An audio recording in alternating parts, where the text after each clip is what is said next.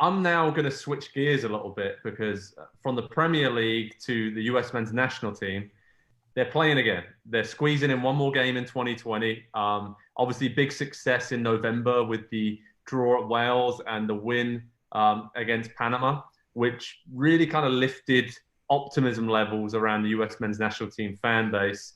And they have a game against El Salvador and Fort Lauderdale at Inter Miami Stadium on December the 9th, final friendly, and a chance for Greg Berhalter to see a totally different squad of players, because in Europe, they had all the European-based players, obviously, for the most part. But now this is all a squad of MLS-based players.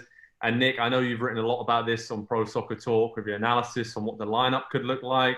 There's a lot of young players included, a lot of dual nationals that I'm looking at. Maybe they've learned a lesson from bringing Yunus Musa into the camp and trying to show him, like, this is what we're all about. This, if you play for the USA, this is what we can offer you. And maybe they're just trying to do that and steal a march on their rivals with a lot of these dual nationals they've called up for this camp, right? It seems like it's going to be really interesting to see what direction Bill Harter takes this. Yeah, I'm curious because this is the perfect time to do it. And I think you and I had spoken about this off camera, where the dual nationals, why wouldn't you invite them in a situation where you're not pressuring them to cap tie them, bring them into a camp, see how they rate, especially with 4 Mexican Americans. I remember, of course, there was so much hype with Gonzalez from Monterrey and how the U.S. didn't even really seem to go after him. So put in the effort, show them. I mean, listen, we're a rich country over here, for better or for worse, in some ways. And we know that the resources are there. We know the players are going to see something nice. So I like that. And the guys that we're looking at, I really like Frankie Amaya from FC Cincinnati, but Efrain Alvarez, Farfan from Portland, the Canadian Ayo Akinola from Toronto FC. These are guys who are potentially filling needs, especially Akinola, as we try to figure out who the number 9 is. And I know, Joe, that's been a big concern of yours. And remember, one other thing that's pretty important here is teams that get eliminated from the playoffs can also be added into this equation. They said that in the release. So along with the usual suspects of Jossie Zardes, Jordan Morez, you still could see a name like, hopefully, Andy, I'm wrong here, but Gianluca Busio, Henry Kessler, and Brian Reynolds, and half of FC Dallas. So the roster isn't even set, and I think there's a lot of intrigue here. Andy, what do you think? Because it looks like Bill Harter is casting the net as wide and as far as he possibly can. As I said, that example with Musa, trying to get these players in and almost having 2 squads with these friendlies, a chance to look at all the European-based players and now all the MLS-based players.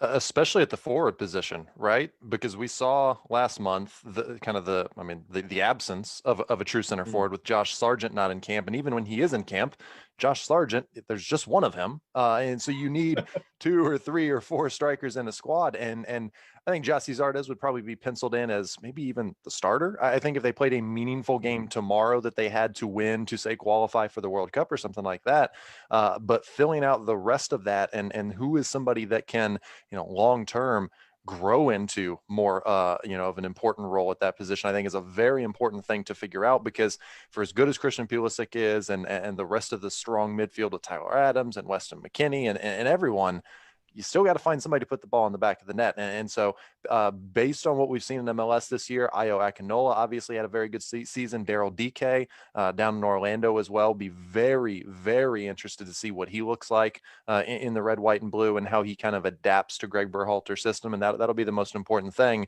And that's why I do like having this MLS specific camp, because you bring everybody in at the same time of year. They're in the same cycle of their season. They're in the same mindset that, it's the last thing before they get a little bit of vacation time off during the off season. And you really push over the finish line strong. So I would be very, very excited to see the forwards more than anywhere else on the field, because I think we've got just about everything else sorted for the first team, but it's about that spot up top still. So do you think that Akinola and DK are really the guys that can stake their claim to be mainstays in this squad for the future? Do you think those 2 are really the guys that stand out here? I think that's what this exercise is to find out, right? There's no way to know until you bring them in. They work with Berhalter and then just learn his ways, and he learns a little bit more about them. So it's a long-term process, and thankfully the World Cup is still a little ways away, and qualifying's not quite so far away, but there's enough about the rest of the team, I think, to carry them through the early parts of qualifying, but they absolutely need to know by the start of 2022 what their 3 or 4 man rotation is up top. Nick, in terms of, I'm thinking about here that it was so impressive from the European-based players, even though a lot of them are really young. Is this an interesting kind of, it's a battle, right, between the MLS-based squad and the European-based squad? And it's, if they don't impress against El Salvador on December the 9th, is it okay? We're going to go with the European-based players now. We love MLS. There's a lot of good young players coming through there, but these European-based players are clearly ahead of the curve and further along in their development. Do you think there's an argument there to kind of say that might happen with the US? Yes, I do think there's an argument there for sure. When I look at this roster and I look at some of the names on it, I can't help but be drawn into their next destination as much as their current destination. I think about, Brian Reynolds isn't there, but we saw reports with him of Juventus. Mark McKenzie's been linked to Celtic. Brendan Aronson's going to Red Bull Salzburg. And that's kind of where I'm led there. Mark McKenzie, really interesting to me as well as Walker Zimmerman. I think Zimmerman, the one thing that alarms me, Andy talked, the last time we talked about the USMNT, he made a great point that really triggered something with me, which is we know it's John Brooks, and we're not sure who's next to him if John Brooks is healthy. Yeah. Zimmerman and Brooks are possibly the best pairing, and they haven't played together in how long? So I would love to see Zimmerman as the unadulterated leader out there. But again, how do you judge that? Judging on the MLS standards, part of that happens by dominating against El Salvador from the back. And they're a cagey team. I looked up some numbers. They were outshot by Peru 20-1. They were outshot by Japan 20-1, but both of those games finished 2-0, and one of them they won. So they're well drilled. They haven't played since January. You should win. Yeah, and let's also keep in mind, and final point very quickly, is the biggest progression and the brightest signs from the European-based players last month was in the time from the first game to the second game. They had the benefit of a second game. This group will not. So I know we always come back to MLS versus Europe, and that's fine. It's American soccer. It's what we do. But let's try not to write all of them off if the first game, the only game, is not just an absolute dominating performance.